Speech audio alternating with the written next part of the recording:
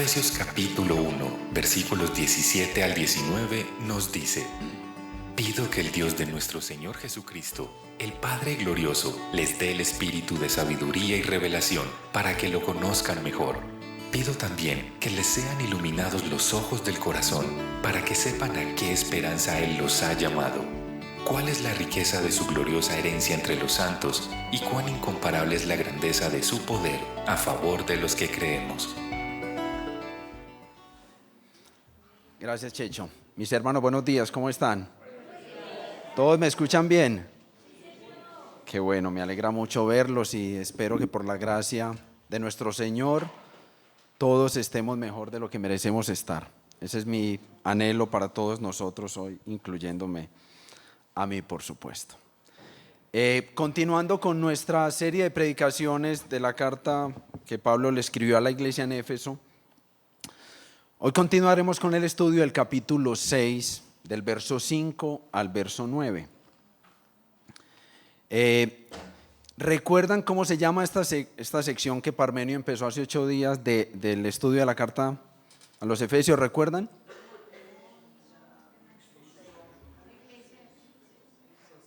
En Cristo sostenemos nuevas relaciones. Y así es, en Cristo sostenemos nuevas relaciones. Y nuestro querido hermano Parmenio hace 8 días empezó a hablar de la importancia de la relación entre esposo y esposa, o entre esposa y esposo, ¿cierto? Y hoy, por supuesto, estaremos ahondando en la importancia de sostener nuevas relaciones, pero de manera muy particular entre empleados y jefes, o entre empleadores y jefes, como lo quieran llamar. Pero si les parece, mis hermanos, vamos de una vez al texto y lo leemos. Efesios capítulo 6, del verso 5 al verso 9. Y mientras lo leen o escuchan de mí la lectura, yo quiero que piensen qué les dice el texto, en frío, no lo sobreespiritualicen, en frío qué nos dice el texto a la realidad particular que cada uno tiene hoy. Entonces vamos a leer Efesios capítulo 6, del 5 al 9. Esclavos, obedezcan a sus amos terrenales con respeto y temor y con integridad de corazón como a Cristo. No lo hagan solo cuando los estén mirando, como los que quieren ganarse el favor humano, sino como esclavos de Cristo, haciendo de todo corazón la voluntad de Dios. Sirvan de buena gana como quien quiere servir al Señor y no a los hombres, sabiendo que el Señor recompensará a cada uno por el bien que haya hecho, sea esclavo o libre. Y ustedes, amos, correspondan a esta actitud de sus esclavos, dejando de amenazarlos. Recuerden que tanto ellos como ustedes tienen un mismo amo en el cielo, y con él no hay favoritismos. Amén. Les dije que pensaran en qué les dice el texto en frío. ¿Alguien que se anime a compartir con nosotros qué le dijo el texto en frío como lo leemos? Uno solito que se anime.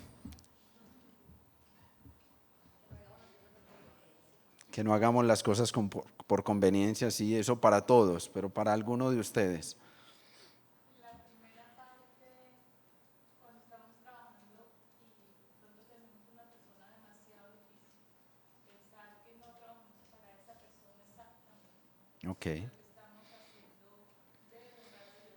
Es decir, es esa oración permanente porque la condición humana dice otra cosa, pero desde la palabra creo que es el refugio que tenemos. Puede ser horrible, pero es así de fenómeno para poder pasar. Así es. Gracias.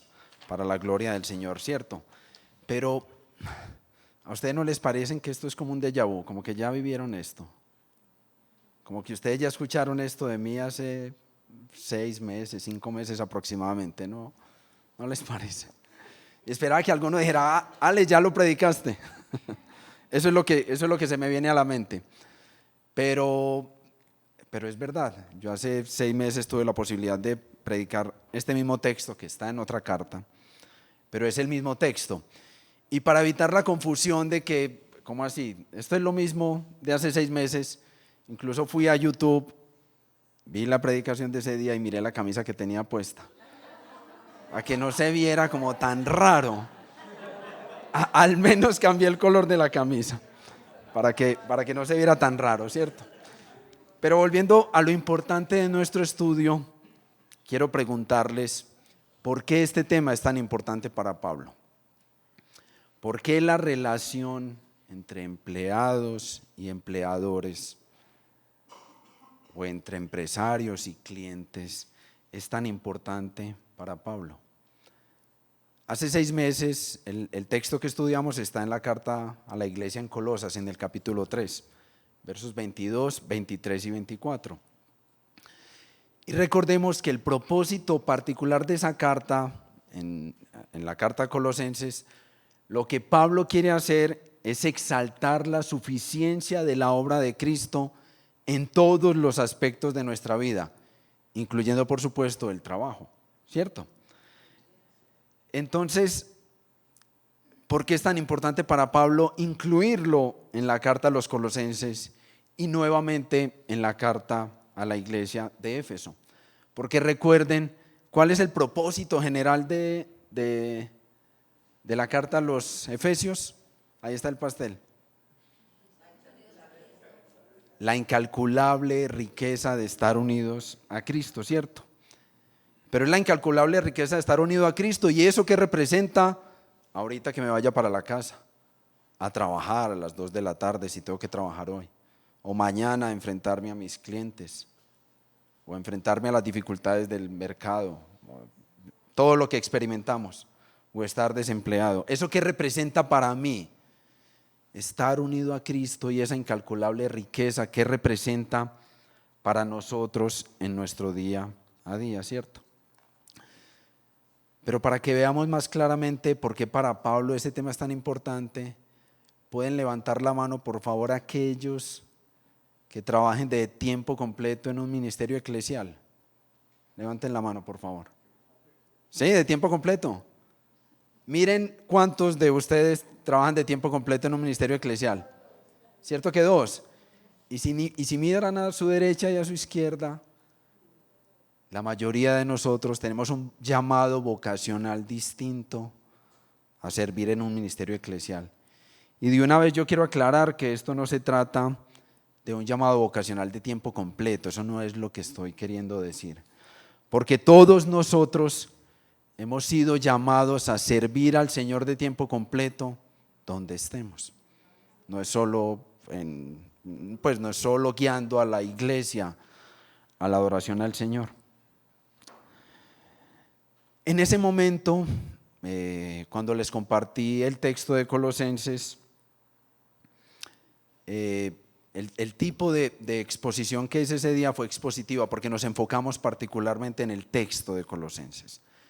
Pero hoy me quiero tomar un poquito de libertad y quiero hacerla de tipo temático, porque vamos a ir a unos textos distintos de la Biblia que refuerzan lo que Pablo dijo a la iglesia en Éfeso y que refuerza lo que Pablo dijo a la iglesia en Colosas. Y como no voy a tocar el tema específico que Pablo dice acá, sí quiero recordar lo que compartí hace 6 meses.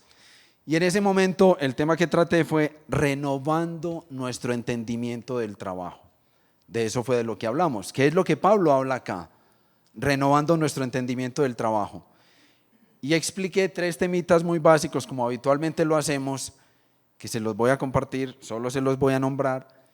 Y si ustedes miran el texto en la carta a los Éfesos, casan perfectamente. El primero que expuse hace 6 meses era: haz bien tu trabajo. Y esa es la invitación que Pablo le hace a la iglesia en Colosas y le hace a la iglesia en Éfeso. Haz bien tu trabajo. El segundo fue: trabajas para el Señor. Y eso es lo que Pablo está resaltando. Trabajas para el Señor, no trabajas para el ojo humano. Y el tercero es: serás recompensado. Y si miramos el texto que está en la carta de Éfeso, Pablo nos da la esperanza de que seremos recompensados por nuestro Señor. Pero como les dije, hoy voy a tomarme un poquito más de libertad y quiero que meditemos juntos acerca de la fe y el trabajo, poniendo las cosas en orden. Fe y trabajo, poniendo las cosas en orden.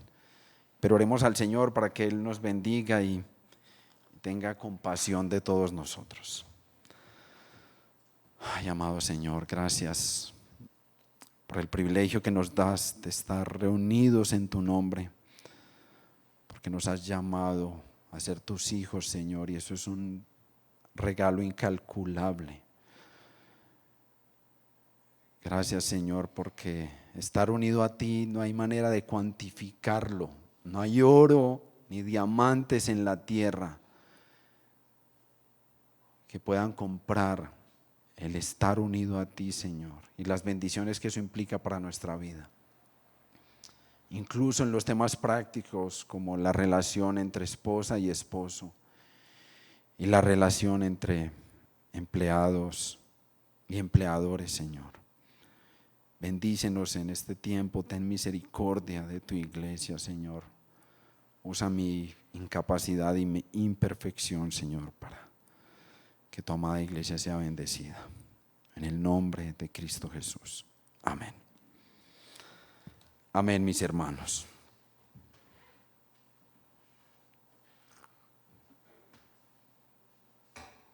¿Y por qué poner las cosas en orden? ¿Por qué poner las cosas en orden? Pues porque es importante que entendamos para la vida diaria cuál es el origen del trabajo. ¿De quién es la iniciativa de que trabajemos? ¿Sí? Efectivamente, enseguida profundizaremos un poquito más. Pero también es muy importante entender cuáles son los cambios que el trabajo ha sufrido a través de la historia de la humanidad.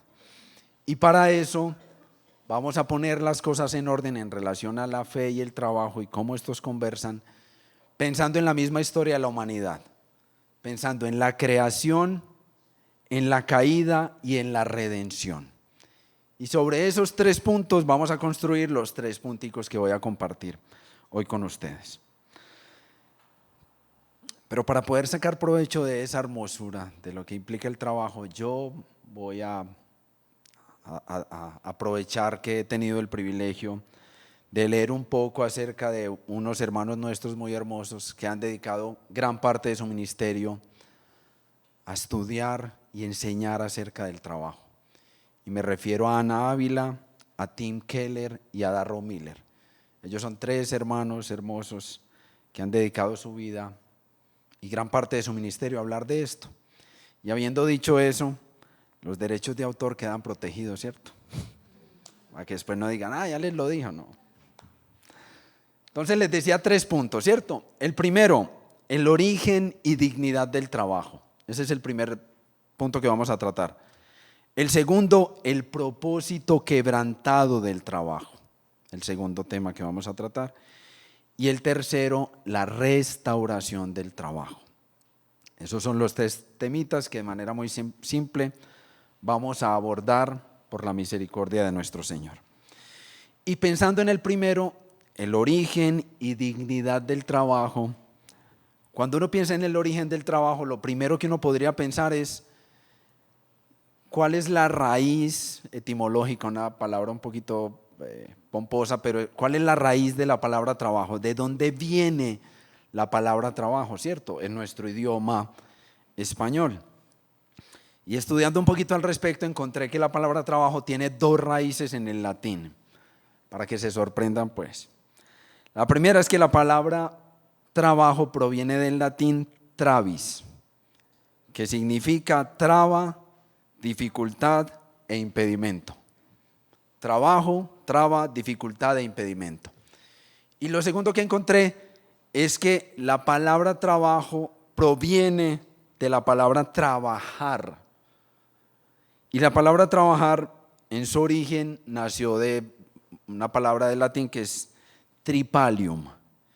Y tripalium, mis hermanos, era como una especie de estructura de madera de 3 palos. Lo expresan como una cruz de 3 palos en el que amarraban los esclavos para castigarlos y torturarlos. Entonces, dije, traba, dificultad e impedimento, ¿cierto? Y le agregué tortura y sufrimiento. Todo es obvio, ¿cierto? O sea, el latín y el origen de la palabra confirma, porque es que creemos que el trabajo es lo que es, ¿cierto? No hay discusión. Entonces el latín está afirmando lo que yo entiendo del trabajo, que es doloroso, que es duro, ¿cierto que sí? Eso es lo que entendemos. Pero si vamos un poquito más allá, pero ahorita se van a dar cuenta que no es así. Esa es la hermosura de estar unido a Cristo. No es así. No es como la sociedad nos lo dice. Quien hizo eso en el latín no tenía una percepción y una cosmovisión clara del trabajo, sino que él creía que su jefe era, mejor dicho, el que lo ponía a escribir. ¿Y qué tal si pensamos en algunos mitos griegos como el de la caja de Pandora? Recuerdan que por ahí hay una historia, la caja de Pandora. Pues muy rápido, Pandora fue una mujer que crearon los dioses para castigar a un guerrero que le robó el fuego y le dio el fuego a la humanidad. Más o menos la historia. Entonces a Pandora la crearon los dioses con muchas habilidades, o sea, hermosa, inteligente, capaz, mejor dicho, en la ciencia, en el conocimiento, o sea, arrasadora. Pero adicionalmente le agregaron la perla de que tenía muchísima curiosidad. Era una mujer con mucha curiosidad. Y Pandora no vino solita, sino que vino con una vasija de barro. Nosotros hoy le decimos caja porque es mejor en una conferencia decir caja de Pandora que decir vasija de Pandora, ¿cierto? Pero era una vasija de barro. Y la vasija de barro estaba cerrada. Y la única condición es que esa vasija no podía ser abierta, ¿cierto? Entonces Pandora enamoró a este guerrero que tiene un nombre ahí raro. Y la vasija esta la tenía muy protegida y bien resguardada, pero Pandora era muy curiosa. Entonces ella un día cualquiera, no tengo ni idea qué día se fue, y abrió la vasija. Cuando abrió la vasija dice literalmente las narraciones que de allí salieron todos los males que podían atormentar al ser humano, incluido el trabajo. Entonces el latín y los mitos griegos nos confirman. Pero si nos venimos más para acá, más para nuestra tierrita, más para Colombia, siguen habiendo mitos urbanos en relación al trabajo, ¿cierto? Y seguimos creyendo que el trabajo lo creó Dios como... sí, es que sí saben. Hay una canción muy folclórica que dice que el trabajo lo creó Dios como castigo. Y yo creí, creciendo, que el trabajo Dios lo había creado como castigo, ¿cierto que sí? Pero miren, al igual que la mitología griega, el origen de la palabra trabajo y nuestros mitos urbanos refuerzan y nos refuerzan a nosotros opiniones erradas de lo que es el trabajo. Y muchos de nosotros creemos que el trabajo fue dado por Dios como castigo, porque Adán y Eva pues le desobedecieron, entonces había que castigarlos. ¿Y cómo los castigamos? Poniéndolos a trabajar, ¿cierto que sí? Pero si vamos al capítulo 1 de Génesis, si vamos al primer capítulo y al primer libro de la Biblia, encontramos que eso no es así. ¿Qué dice el verso 1? Si alguien lo tiene, por favor. ¿Cómo dice? ¿Cómo escuché? En el 1, el 1 del 1. En el principio creó Dios los cielos y la tierra. Y si saltamos y si vamos mirando todo el capítulo 1, vemos que dice, y Dios dijo que haya la luz, y Dios dijo que haya la extensión en medio de las aguas. Verso tras verso en el primer capítulo de la Biblia, vemos a Dios trabajando. Y culmina en el verso 27 cuando dice, y Dios creó al ser humano a su imagen. Vemos un Dios trabajador desde que arranca. Vemos que Dios despliega su creatividad, su imaginación, su ingenio y se esfuerza para hacer una creación preciosa que nosotros podemos disfrutar. Cuando uno sale aquí a Medellín o va aquí al Parquecito de Laureles o sale aquí al jardincito que se sembró afuera de nuestra sede, ahí podemos ver las maravillas del Señor. La creación del Señor la podemos palpar, la podemos ver, la podemos oler, o a los que nos gusta el café, cuando sentimos un café bien fuerte, esos de montaña. Eso es la creación de Dios. Y Dios se esfuerza. Dios se esfuerza y se esforzó por trabajar. Él mismo demuestra la hermosura y dignidad de un trabajo bien hecho. Pero si tenemos dudas, y no, es que Moisés lo escribió así, pues para hacer bien bonito. Entonces vamos a Marcos capítulo 6, versos 1 al 3, y yo lo voy a leer para beneficio de todos. Y dice: y salió Jesús de allí, Marcos capítulo 6, verso 1 al 3. Y salió Jesús de allí y fue a su tierra en compañía de sus discípulos. Cuando llegó el sábado, comenzó a enseñar en la sinagoga. ¿De dónde saca tales cosas?, decían maravillados muchos de los que lo escuchaban. ¿Qué sabiduría es esta que se le ha dado? ¿Cómo se explican estos milagros que vienen de sus manos? Las personas se maravillaban al escuchar y a ver a Jesús. Y alguien salió y dijo por allá: ¿no es este el carpintero, el hijo de María? A ver, para que a Jesús se le reconociera como carpintero, no significaba que Jesús tuviera en la casa un letrero que dijera carpintería y que nunca trabajara. Significa claramente que la gente de su propia tierra lo vio trabajar con sus manos, lo vio hacer sillas, diseñar mesas más cómodas, hacer estantes para la cocina de la mamá y para la cocina de las vecinas, ¿cierto? Jesús trabaja con sus manos.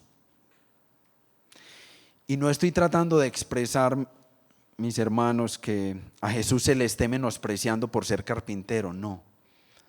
Lo que está ocurriendo es que a Jesús se le reconoce como carpintero, que es distinto, como alguien que trabaja con sus manos. Y el hecho de ser carpintero no tenía ningún problema, simplemente se le reconocía como alguien que trabajaba. Si Dios, creador del cielo y de la tierra, trabaja, creó los cielos y la tierra y desplegó su creatividad e imaginación, ¿cómo es posible que la cultura antigua y la cultura moderna crea que el trabajo es un castigo? ¿Cuántos de nosotros no nos hemos soñado ganándonos la lotería, así no la compremos, pero ganándonos la lotería para no hacer nada y hacer lo que dice la canción, comiendo y sin trabajar? Ahí se han dado cuenta que yo soy medio salserito, ¿cierto? Comiendo y sin trabajar. Por supuesto, ese no es el ejemplo que hemos recibido de Dios. No se trata de comer, de comer sin trabajar, ¿sí? No se trata de comer sin trabajar, se trata de trabajar para comer. Y cuando vamos al capítulo 1 de Génesis, verso 27, vemos y dice: Dios creó al ser humano a su imagen, lo creó a imagen de Dios, hombre y mujer los creó. Cuando Dios nos creó, nos hizo a su imagen y semejanza, y con eso Él transfirió parte de sus atributos a nosotros, y por supuesto entre esos el trabajo. Dios no nos creó para que seamos perezosos, porque Dios no es perezoso. Y el propósito de la vida no es simplemente venir a mecernos en una hamaca y esperar a que nos llegue Familias en Acción o algún beneficio del gobierno o algo por el estilo. No, se trata de trabajar, y esa es la invitación que nos hace el Señor. Así que ya sabemos que el trabajo es iniciativa de Dios. Él mismo es modelo irrefutable de que trabajar es parte del propósito que Él nos dio. Y ya hemos presentado, yo creo que evidencias para decir que Dios lo creó. Pero si pensamos otro poquito más allá, ahí en el capítulo 2 de Génesis aparece la segunda instrucción que Dios le da a los hombres. Dice en el verso 15 del capítulo 2: Dios el Señor tomó al hombre y lo puso en el jardín del Edén para que lo cultivara y lo cuidara.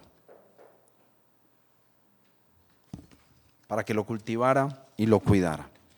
Eso fue lo que hizo el Señor. Entonces Dios nos dice, vean muchachos, ahí tienen ese jardín, para que lo cultiven y lo cuiden, ¿cierto? Para que lo desarrollen, para que hagan de ese jardín una hermosa ciudad y disfruten de lo que yo les he dado, de la creatividad que yo les di cuando les di mi semejanza. Disfruten de eso. Y sabemos claramente, y ya tenemos los fundamentos claros de que el origen del trabajo es iniciativa propia de Dios y que Dios quiere que trabajemos. Pero hablé en el punto 1 del origen y dignidad del trabajo. Ahora pensemos en la dignidad del trabajo. ¿Se han imaginado el mundo sin un trabajo específico, un trabajo X? Piensen por un segundito. Y piensen aún más allá. Piensen en un trabajo que ustedes dirían, yo no haría ese trabajo, por la razón que sea, porque me da miedo, porque soy incapaz, porque me daría pena hacerlo. Piensen en ese trabajo. O piensen en algún trabajo en particular que han menospreciado. Piensen, en serio, búsquenlo en su mente, por favor. Busquen ese trabajo que ustedes dirían no lo hago o eso me parece horrible y qué horror que ese trabajo exista. Bueno, no hablemos de delincuentes ni nada de eso, pues un trabajo como el Señor lo ha dicho, ¿cierto? Ya que todos tienen en la mente ese trabajo, ahora imagínense la humanidad sin ese trabajo así. Que con un chasquido de dedos, eso que ustedes están pensando ya no exista. ¿Qué ocurriría si eso fuera así? Checho, ¿nos ayudas por favor con la primera imagen? ¿Qué ocurriría si eso fuera así? Esas imágenes no son montajes, yo no soy tan bueno para hacer montajes en computador. Ahí están viendo una montaña de basura y por allá atrás se ven unos edificios, ¿cierto?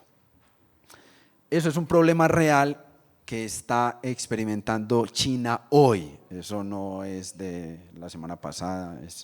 China está teniendo ese problema hoy. Y el problema nace por varias razones. Porque no hay un adecuado plan de manejo de los residuos, pero adicionalmente no hay suficientes personas que quieran hacer ese trabajo. No hay suficientes personas que se quieran revolcar en la porquería que nosotros tiramos a la caneca de basura. Mis hermanos, podemos llegar a morir si la basura de nuestras ciudades no se recoge. Eso no es un juego. Uno podría perder un dedo del pie o el pie completo si uno no se cuida un uñero que le sale y lo descuida y por ahí se le entierra y por ahí nace el hijo del uñero y va para adentro. O sea, por no ir a que le hagan un pedicure, entonces termina donde un médico a que le empiece a cortar un dedito, ¿cierto? Eso puede llegar a ocurrir. El trabajo es digno porque Dios cuida y sostiene a la creación a través del campesino que cultiva la tierra. Nos alimenta a través del campesino que cuida la tierra. Mantiene el orden y la seguridad de nuestras ciudades a través de la policía, a través de las leyes, a través de los abogados. Nos cuida a través del desarrollo de nuevos medicamentos y la aplicación de esos a través de médicas, enfermeras, médicos. Nos da bienestar a través de las personas que cuidan y limpian de nuestra ciudad, de las personas que cuidan y limpian nuestra oficina, que cuidan y limpian nuestra sede, que cuidan y limpian de nuestra casa.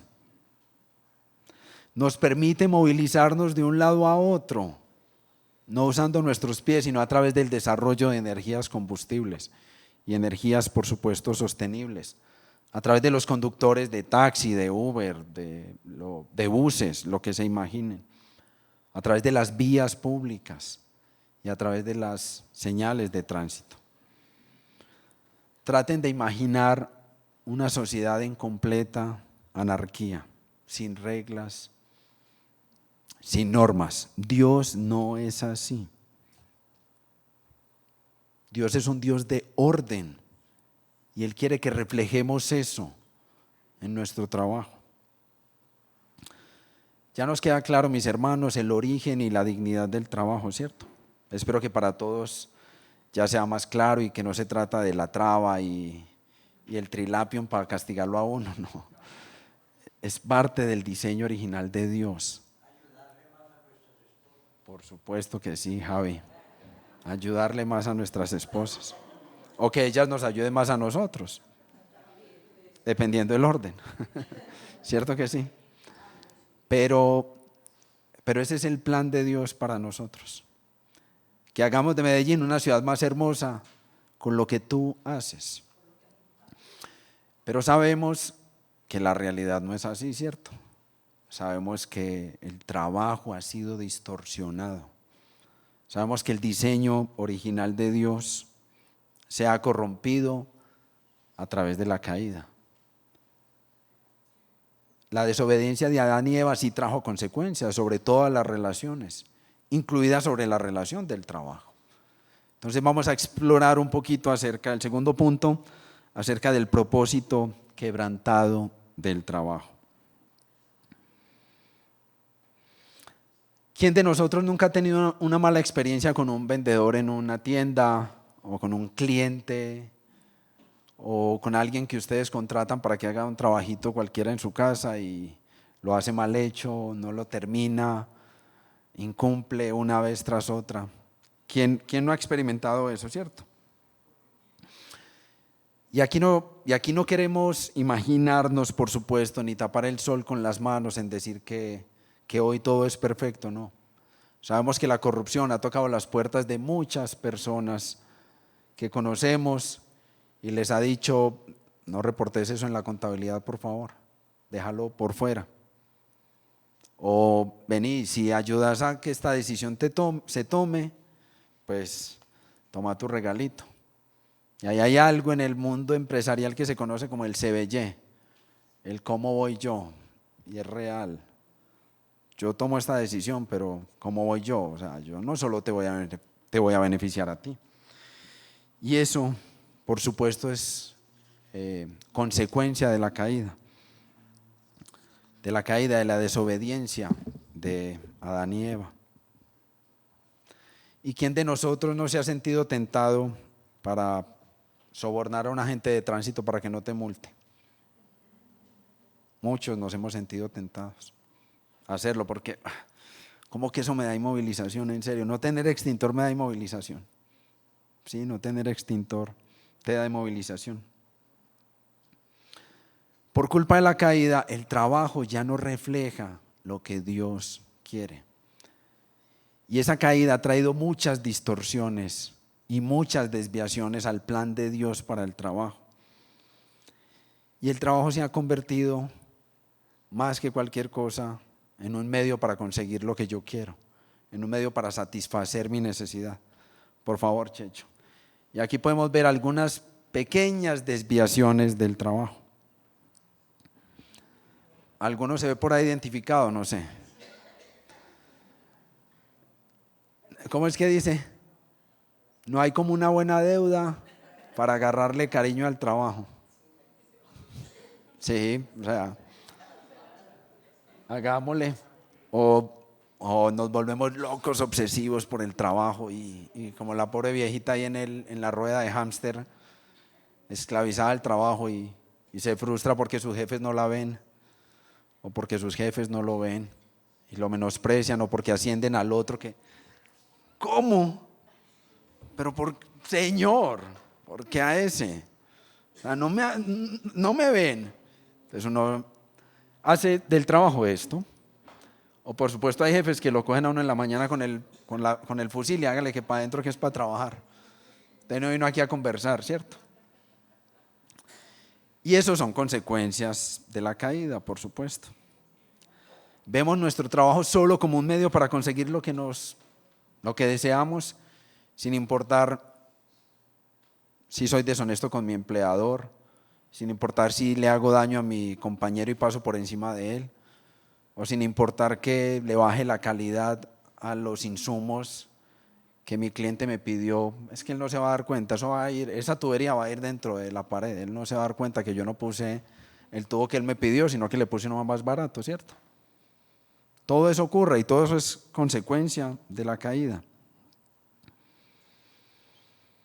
Y yo, mis hermanos, no estoy pretendiendo juzgarlos, por supuesto que no, eso no es lo que quiero, porque yo he estado ahí, en todos, incluyendo en el jefe con el fusil.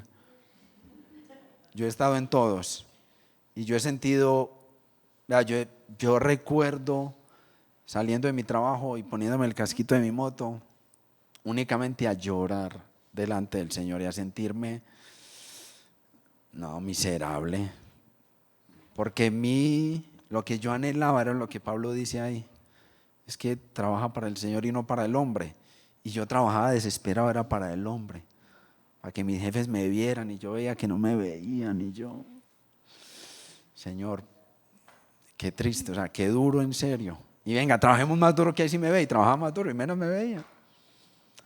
Porque tenía una cosmovisión errada del trabajo.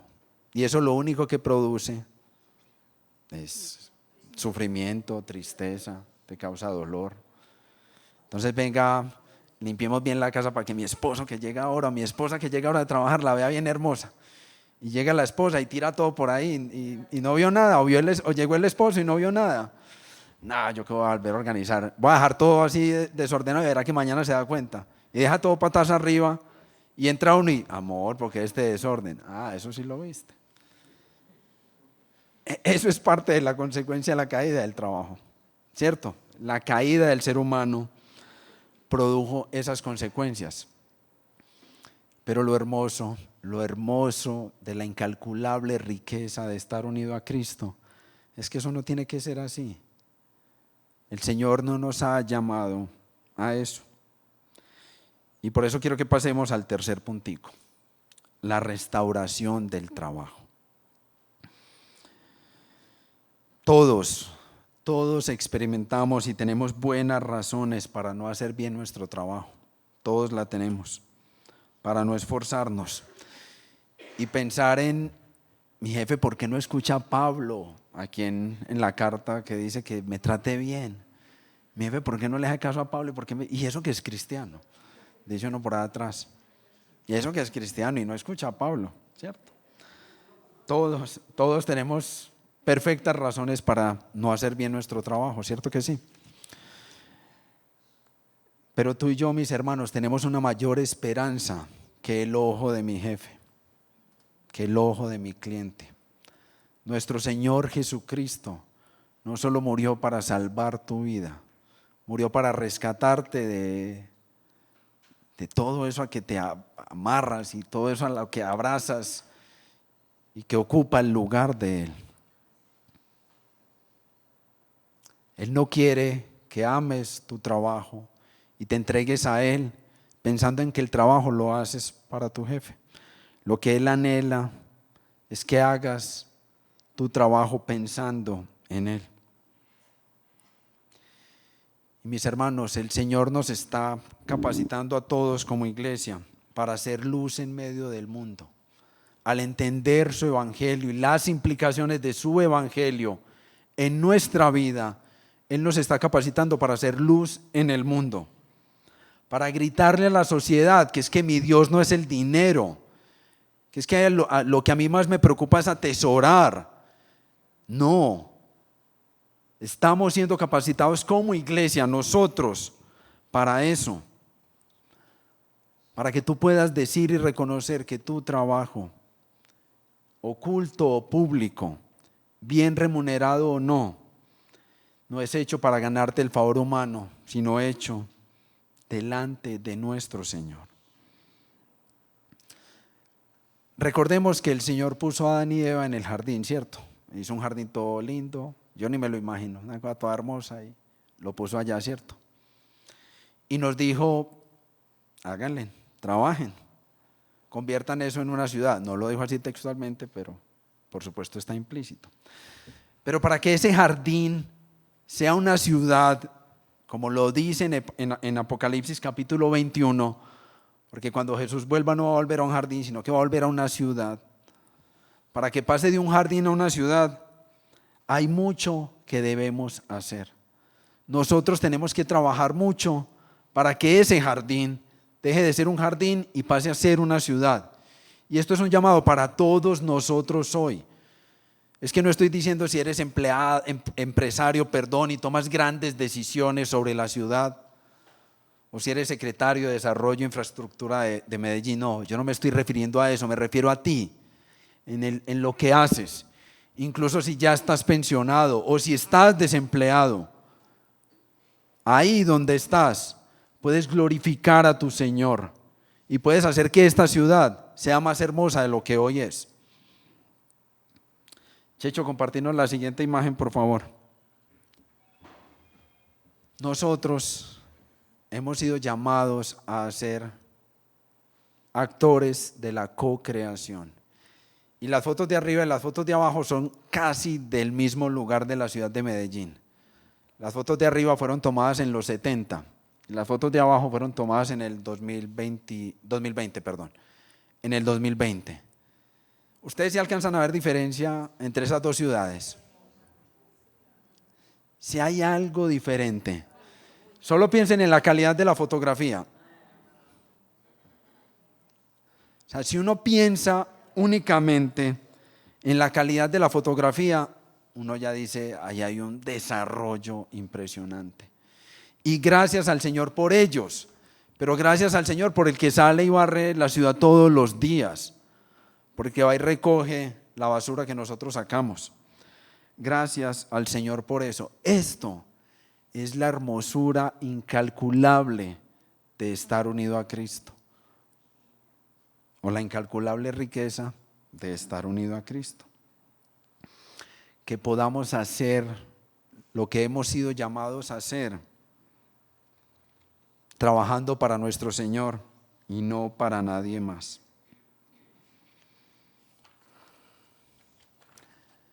La invitación de Pablo en este texto es muy sencilla. Es a que hagamos bien nuestro trabajo, a que lo hagamos para el Señor. Y si algunos de ustedes tienen el privilegio de tener personas a cargo, correspondan a esas personas como al Señor. Ustedes no están llamados para ser dictadores ni tiranos. Y yo no estoy diciendo que manejar personas sea fácil, yo lo vivo. Manejar personas no es fácil a veces. Pero Cristo ha hecho por nosotros algo más que simplemente darnos vida eterna. Nos dio y nos capacitó para que hagamos de esta ciudad, para que hagamos de nuestro trabajo un mejor lugar que glorifique su nombre todos los días. Y voy a tomar unas frases dichas por uno de nuestros hermanos, se llama Tim Keller, en relación a lo que la fe hace por nosotros en el trabajo. Él dice: la fe te da un balance sin el cual el trabajo te puede destruir. La fe te da un concepto de dignidad de todos los trabajos, sin el cual tu trabajo puede aburrirte. La fe te da un compás moral, sin el cual tu trabajo puede corromperte. La fe te da esperanza para enfrentar todas las dificultades que llegan a tu vida en el trabajo. Eso es lo que necesitamos, abrazar la verdad y el regalo de nuestro Señor y salir mañana u hoy a trabajar y decirle al mundo que nosotros somos diferentes. Quiero que cerremos los ojos, hermanos, y mientras el equipo de alabanza viene y nos guía en oración. Y quiero leer algo más de nuestra hermana Ana Ávila, y por favor cierra tus ojos y medita en esto, porque esto es para ti, la verdad del trabajo. Poner las cosas en orden en el trabajo es para ti. Que entendamos y abracemos esa verdad es para ti, porque aquí en esta comunidad, mis hermanos, hay evidencias hermosas de quienes han podido entender que el trabajo es plan de Dios y no plan de la humanidad. Y eso ha transformado sus vidas y ha transformado su percepción del trabajo. Dice Ana Ávila, y por favor cierra tus ojos para que oremos al Señor. Cuando un abogado defiende al inocente, está demostrando la justicia de aquel que defiende lo bueno. Cuando una madre arrulla a su hijo, refleja el cuidado del Padre perfecto. Cuando un conserje limpia una habitación, expresa que el Dios que diseñó el universo es un Dios de orden. Cada labor, remunerada o no, visible o privada, es una oportunidad de hacer resplandecer en el mundo la imagen de aquel que lo creó y lo sostiene. Amado Señor, gracias por esta verdad tan hermosa, Señor, que tiene impacto ahorita que salgamos a trabajar o mañana. La mayor parte de nuestro tiempo la pasamos trabajando, Señor. Y qué distinto es ir a enfrentar a mi jefe o a las circunstancias particulares que tengo, incluso el desempleo, Señor, entendiendo que esto fue creado por ti y para la gloria de tu nombre. Qué diferencia es yo poder salir, Señor, y entender que con lo que hago que tu nombre resplandezca. Reflejo todos los atributos que me has dado, Señor, al crearme. Gracias, Padre Santo, y que esta verdad práctica, Señor, sea atesorada en nuestros corazones cuando mañana yo no soporte a mi jefe o vea que nadie entra a mi negocio y que cada vez todo está más costoso, Señor. Que podamos abrazar la verdad de tu evangelio que impacta todo aspecto de nuestra vida. En el nombre de Cristo Jesús. Amén.